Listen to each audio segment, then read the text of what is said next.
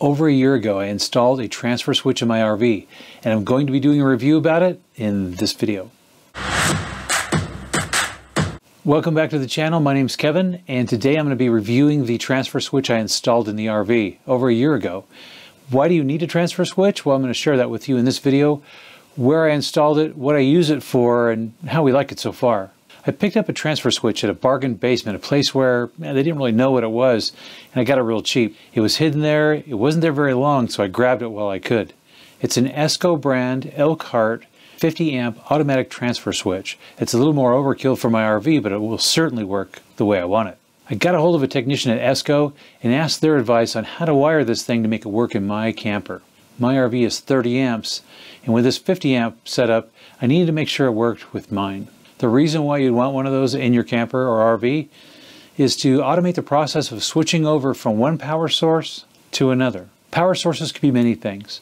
You could have shore power plugged in at a campground or mooch docking off of someone's home. You could have a generator, propane powered, gas powered, doesn't matter, but you could have a generator as a power source. And of course, in my case, I also wanted to tie in another power source, which would be my solar panels running on the inverter. Many of the new RVs, the most expensive ones, have all this stuff wired in, but mine isn't a top-of-the-line RV, and so it doesn't have this stuff, so everything's an upgrade for me.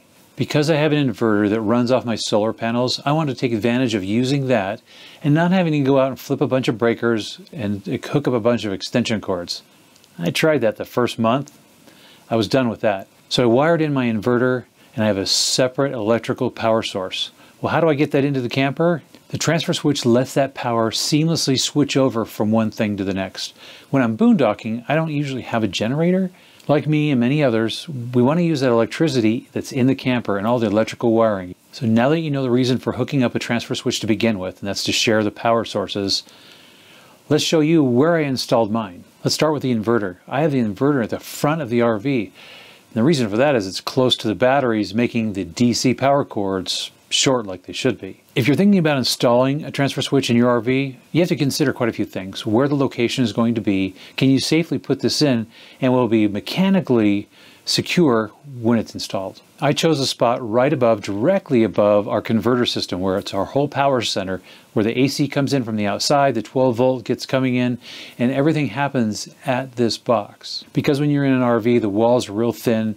Anything to mount to is pretty flimsy, to say the least. I measured, drilled some holes, and mounted the transfer switch in there.